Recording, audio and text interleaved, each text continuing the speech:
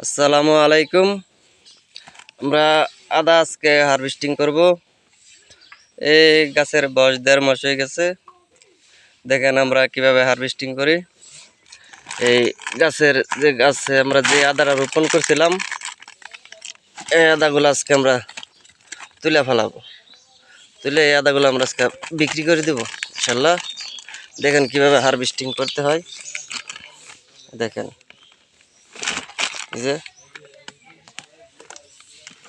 এই দেখেন কিভাবে হারভেস্টিং করতে হয়। এই একটা আদা তুললাম, তোলার পরে এই গাছের গোড়াগুলো আবার এই যে এভাবে মাটি দিয়ে বদ্ধ করে দিবেন, সুন্দর করে যেন আবার এই গাছের ক্ষতি না হয়। এই দেখেন এভাবে কীভাবে তুলতে হয়।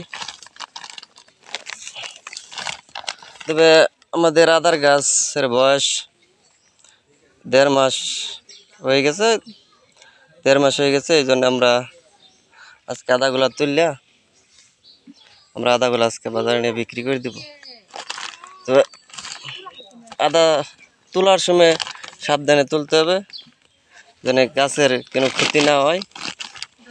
তাই তোলার সময় তো সতর্কভাবে তুলতে হবে।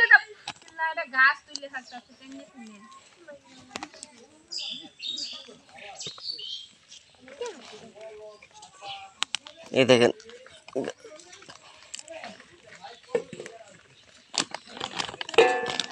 দেখেন তুললাম। তবে তোলার সময় সতর্ক থাকতে হবে, অনেক আদা গাছ তো ঘন ঘন হয়ে গেছে, মোটা হয়ে গেছে, তোলা একটু ঝামেলা হয়। এই দেখেন আরেকটা গাছের তুলতেছি বস্তার। আমাদের আদাগুলো হয়েছে বস্তার মধ্যে, তো দেখতেই পারতেছেন।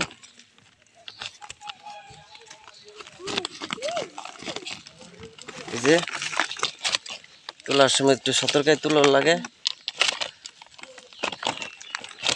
এটা অনেক মাটি নিচে তো তোলা একটু ঝামেলা হইতেছে। এই দেখেন এই যে তোলার সময় আপনারা একটু সতর্কভাবে তুলবেন। পরবর্তী আপনাদেরকে জানাবো।